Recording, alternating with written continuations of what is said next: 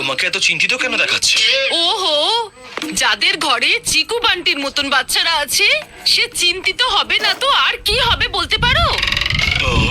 অনেক কষ্ট করে দুজনকে ঘুম পাড়িয়ে এসেছি, কাল সকালে আবার ঘুম ভাঙাতে হবে। এদের ঘুম পাড়ানো আর ঘুম ভাঙানোর চক্করে তো আমার ঘুম সম্পূর্ণই হচ্ছে না। ওফো মেঘা, তুমি অকারণেই এত টেনশন নিচ্ছ। আচ্ছা তুমি একটা কাজ করো, তোমায় কাল সকালে চিকু বান্টিকে ঘুম থেকে তুলতেই হবে না। কি?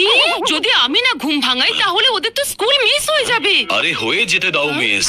দেখো কাল যখন স্কুল মিস হবে তখন ভবিষ্যতে ওরা নিজে থেকেই উঠে পড়বে। আর এটা আমি বলছি না, এরকমটাই বইতে লেখা আছে। Carefree parenting? হ্যাঁ, আজকের এই যুগটা কেয়ারফুল ভাবে থাকার নয়, কেয়ারফ্রি ভাবে থাকার। কিন্তু আরে মেঘা, একবার আমার এই টিপ কাজে লাগিয়ে দেখো, সত্যি বলছি ফলাফল নিজেই দেখতে পাবে। ঠিক আছে রাজি। আমি তো নিজেই উঠে পড়বো, কিন্তু এই বান্টির স্কুল তো কাল শিওর মিস হবে। আমার কি, আমি তো নিজে থেকেই উঠে যাব, কিন্তু এই চিকুর ওঠা মুশকিলই নয়, অসম্ভব।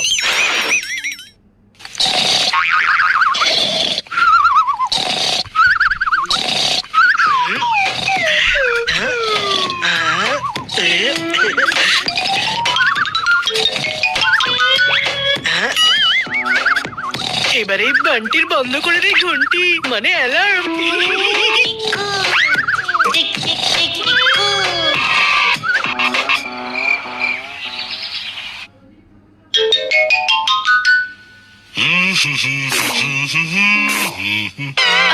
রাজীব, চিকু বান্টির স্কুল যদি মিস হয়ে যায় তাহলে? যদি মিস হওয়ার হয় হয়ে যাক, শুধু তো একদিনের স্কুল মিস হবে, কিন্তু কাল থেকে ওরা নিজের থেকেই সোজা হয়ে যাবে। কিন্তু কিন্তু টিন্তু কিচ্ছু নয়, আজকে যাই হয়ে যাক চিকু বান্টিকে তুমি আজকে ঘুম থেকে তুলবে না। হ্যাঁ হ্যাঁ ঠিক আছে। আমি চিকু বান্টির ঘুম ভাঙাতে তো পারবো না, কিন্তু ওদের ঘুম যাতে ভেঙে যায় সেই জন্য বাধ্য তো করতে পারি।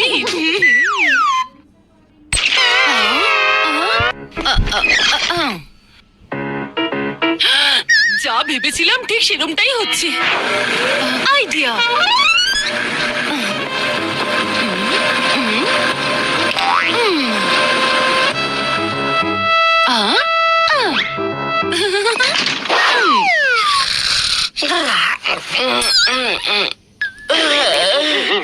ওফো, এত গরম কেন লাগছে? হ্যাঁ, আরে সকাল হয়ে গেছে। হ্যাঁ, আমার অ্যালার্ম কেন বাজেনি? বোধহয় শুনতে পাইনি।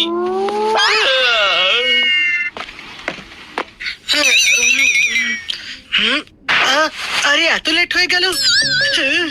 মনে হয় বান্টির অ্যালার্মটা বন্ধ করতে গিয়ে আমি নিজের অ্যালার্মের কথাই ভুলে গেছি।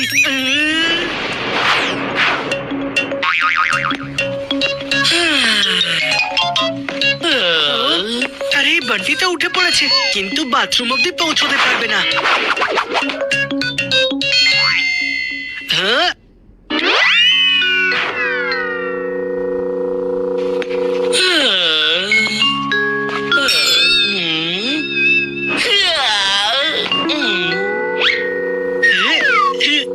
যতক্ষণে ওর ঘুম ভাঙবে ততক্ষণে আমি স্কুলে যাওয়ার জন্য রেডি হয়ে যাই।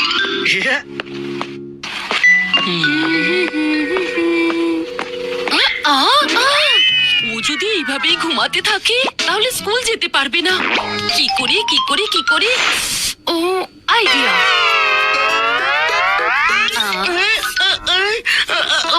আরে এই বিনা মেঘে বৃষ্টি কোত্থেকে পড়লো? আর আমি এখানে কি করে? আর এই মিউজিকটা কে চালিয়েছে? আচ্ছা, মিউজিক চালিয়ে আমাকে ঘুম পাড়িয়ে চিকু আমাকে জব্দ করতে চাইছে।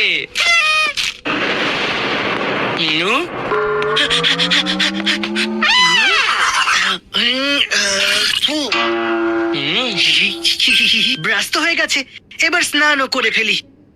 ওহো, মনে হয় এই বান্টির চক্করে আমি টাওয়েলটা রুমেই ফেলে এসেছি। এমনিতেও বান্টি ঘুম থেকে উঠবে আর কোথায়, ও তো মিউজিক শুনে ঘুমোচ্ছে বোধহয়। চিকু, তোর প্ল্যান কোনোদিন সাকসেসফুল হবে না, কারণ আমার নাম বান্টি। কেউ বুঝতে পারে না আমার চালাকি।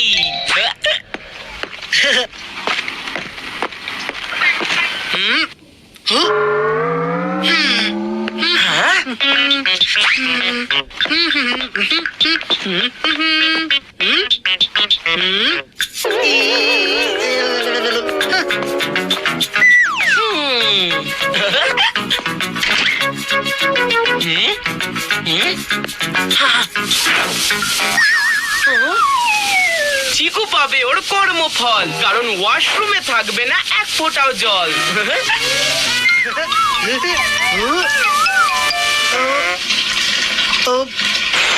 হঠাৎ করে জল চলে গেল কি করে? মাম্মি, মাম্মি, হ্যাঁ বলো চিকু, কি হয়েছে? মাম্মি, ওয়াশরুমে জলই নেই। জল নেই? এটা কি করে হতে পারে? উফ, এবারে মেন সাপ্লাই কে বন্ধ করে দিল? এবারে এসে যাবে।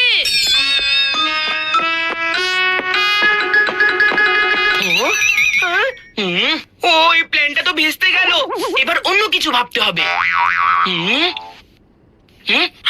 আইডিয়া।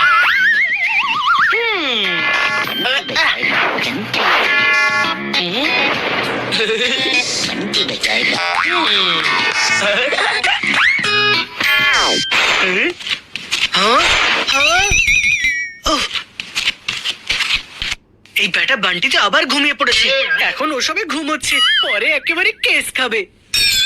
আর এমনিতেও তো আমি অলমোস্ট তৈরি হয়ে গেছি, তাহলে আমি একটু রেস্ট করে নি।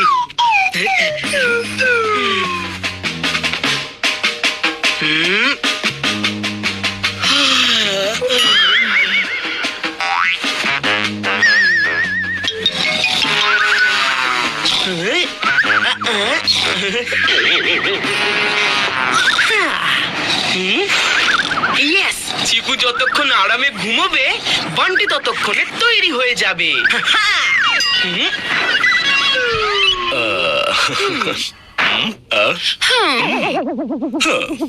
মাম্মি,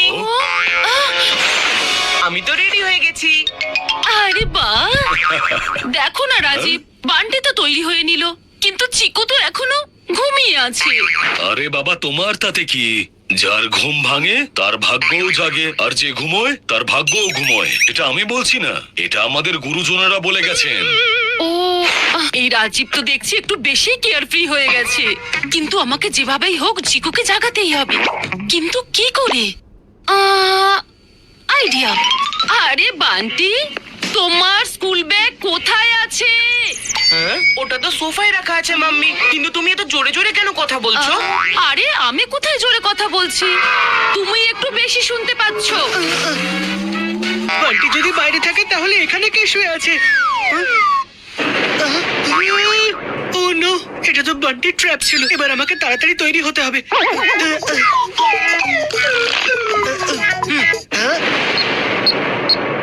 আজ তো আমি খুব তাড়াতাড়ি তৈরি হয়ে গেছি।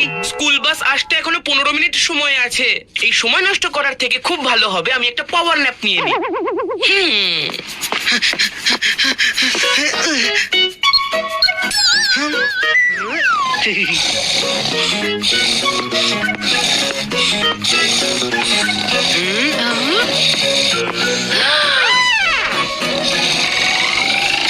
এই বান্টি তো আবার ঘুমিয়ে পড়লো। এবারে কি করি ওর ঘুম ভাঙানোর জন্য? ও, হ্যাঁ, চিকুকে বলি। চিকু, শোনো, একটা কাজ করো, তুমি বান্টিকে একবার একটু ডেকে দাও না। যদি এইভাবে ঘুমাতে থাকে তাহলে ওর স্কুল মিস হয়ে যাবে। বাবা, আমি বান্টিকে জাগিয়ে দেবো নাকি? না না, একদম নয়। কিন্তু বাবা, যদি বান্টির স্কুল মিস হয়ে যায় তাহলে? আরে হয়ে যেতে দাও মিস। দেখো, যদি স্কুলে যায় তাহলে সায়েন্স আর ম্যাথস ভালো করে শিখবে, আর যদি না যায় তাহলে জীবনের শিক্ষায় শিক্ষিত হবে। ঠিক আছে পাপা, তুমি যেহেতু বলছো তাই আমি আর ডাকছি না। এটা কেমন জেদ করছো রাজীব? তোমার কেয়ারফ্রি প্যারেন্টিং বই আমার সমস্ত হিসাব ঘেটে দিয়েছে। তোমার এই কেয়ারফ্রি প্যারেন্টিং রুলস মেনে চলে আমার পক্ষে সম্ভব নয়। মেঘা, তুমি কিন্তু অকারণেই এত প্যানিক করছো। দেখো, চিকু তো রেডি হয়ে গেছে, তাই না? তার মানে অর্ধেক যুদ্ধ আমরা প্রথম দিনেই জিতে গেছি। আমাকে চুপচাপ বান্টির ঘুম ভাঙাতে দাও, না হলে রাজীব আমাদের যুদ্ধ শুরু হয়ে যাবে। দেখো, চিকু ঘুমিয়ে পড়লো। স্কুল বাস এসে গেছে, এবার কি করি? কিচ্ছু করতে হবে না মেঘা, যে জাগে তার ভাগ্যও জাগে। আর যে ঘুমিয়ে থাকে তার মাম্মি তার ঘুম ভাঙিয়ে দেয়। চিকু, বান্টি, স্কুল বাস চলে এসেছে, ওঠো আর চলো।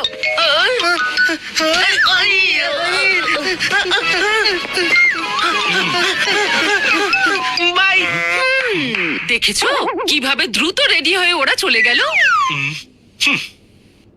শেষমেশ তুমি সেটাই করলে যেটা আমি ভয় পাচ্ছিলাম। এবার কাল থেকে সেই একই রুটিন শুরু হয়ে যাবে। চিকু বান্টিকে ঘুম থেকে তোলো, রেডি করো, তারপর স্কুলে পাঠাও। চলো, যা হওয়ার তা তো হয়েই গেছে। আমার জন্য এক কাপ চা বানিয়ে দাও মেঘা। চা? চা তো আমি বানাতে পারবো না।